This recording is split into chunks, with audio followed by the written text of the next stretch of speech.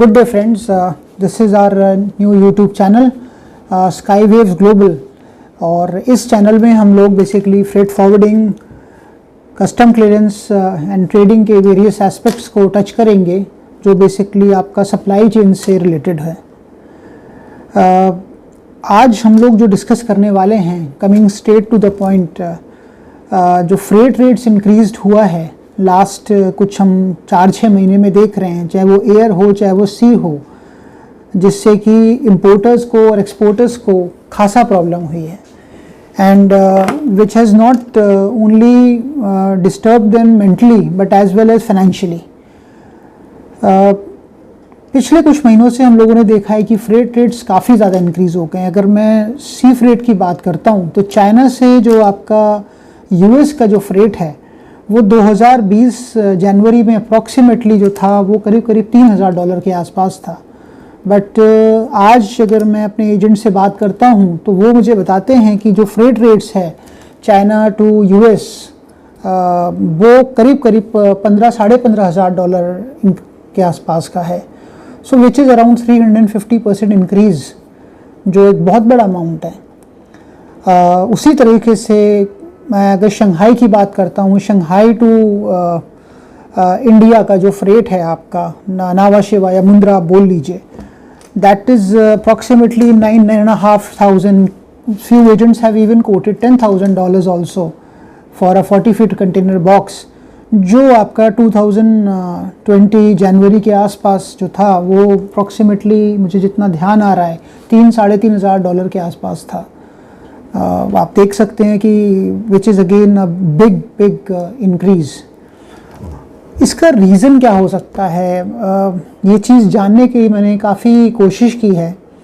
देखिए, कुछ लोग ये बोल रहे हैं कि लास्ट ईयर जो पैंडमिक इंडिया में एक तरह से वेव आया था, उसमें बहुत सारे शिपिंग लाइंस ने क्या किया था कि डिटेंशन माफ़ कर दिया था इंडियन कस्टमर्स के लिए।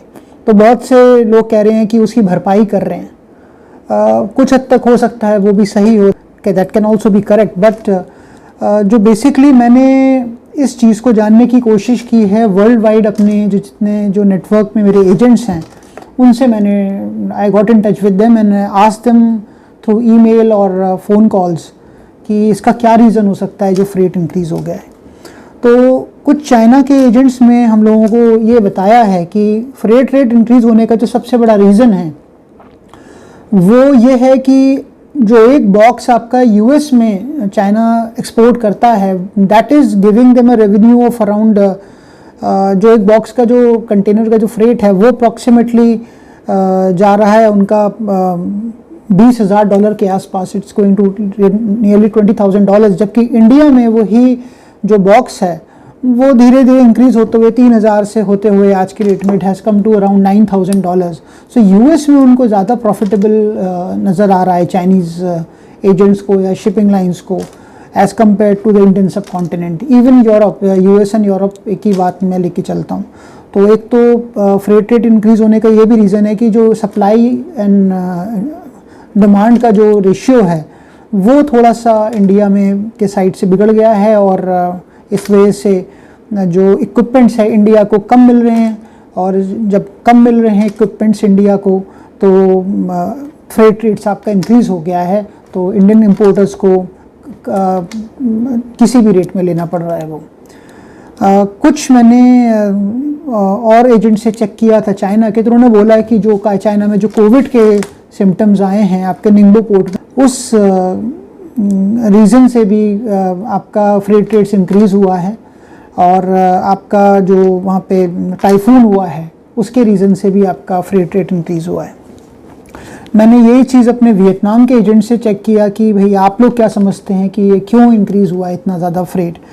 तो उनका कहना पोर्ट कंजेशन की तरफ था कि जो पोर्ट कंजेशन हो रखा है उसके वजह से, और जो कोविड के सिचुएशन में जो लॉकडाउन हो रखा है, बहुत से मैन्युफैक्चरिंग यूनिट्स बंद पड़े हैं, तो that is one of the reason जो वियतनाम के एजेंट समझते हैं कि आपका ये फ्रेट रेट इंक्रीज़ हुआ है। जर्मनी के मैंने एजेंट से चेक किया आपने कि आप लोग क्या समझते हैं कि फ्रेट रेट्स क्यों इंक्रीज़ हुआ है। तो जर्मनी के एजेंट्स ने जो एक बहुत वैलिड पॉइंट बताया है हमारे को, वो है सुइस कैनाल। जो आपको ध्यान होगा, सुइस कैनाल में जो एवर गिवन शिप था, वेसल था, वो अटक गया था। That created a huge problem, because ये जो सुइस कैनाल का जो रूट है, that basically is governing 12% of the global traffic उस एरिया से, which is a very very big amount। और उसके रीज़न से भी बहुत सारे शिप्स डिले हुए हैं, लेट गए हैं, कंजेशन में फंस गए हैं, और which has increased the freight level। Brazilian agent से भी मैंने पूछा था कि आपका क्या व्यू है, क्यों आप समझते हैं कि ये फ्रेट रेट इंक्रीज़ हुआ है। तो उनका बेसिकली कहना था कि चाइना जो है वो कोविड से बहुत जल्दी रिकवर कर गया as compared to the other countries. तो चाइना रिकवर कर गया, बाकी कंट्रीज रिकवर कर नहीं पाई उस बीच में। अब हुआ ये कि जो चाइना ने मैन्युफैक्चरिंग एंड प्रोडक्शन स्टार्ट कर दिया, बाकी कंट्रीज़ में जो कंटेनर्स हैं वो अभी भी अटके पड़े हुए हैं, या तो वो कंटेनर्स डिटेंशन खा रहे हैं पोर्ट्स में, या फिर वो मटेरियल आपके बॉन्डेड वेयरहाउस में भरे पड़े हुए हैं। तो वन ऑफ द रीज़न एक ये भी रहा है कि वो जो पोर्ट में स्टकअप हो रखा है, उसके वजह से भी आपका फ्रेट रेट इंक्रीज़ हुआ है, क्योंकि कंटेनर्स मिले नहीं लोगों को। अब मान के चलिए किसी पर्टिकुलर कंट्री में अगर कुछ कंटेनर्स अटके पड़े हुए हैं जिसको हम लोग खाली करके एक्सपोर्ट नहीं कर पा रहे हैं, तो कंटेनर्स की कमी हो जाएगी। जब कंटेनर्स की कमी हो जाएगी तो फ्रेट रेट इंक्रीज़ हो जाएगा, क्योंकि कम कंटेनर्स मिलेंगे, फिर जो मर्जी रेट्स में शिपिंग लाइन्स क्लाइंट्स को देंगे, और जिसको ज़रूरत है वो तो लेगा ही लेगा।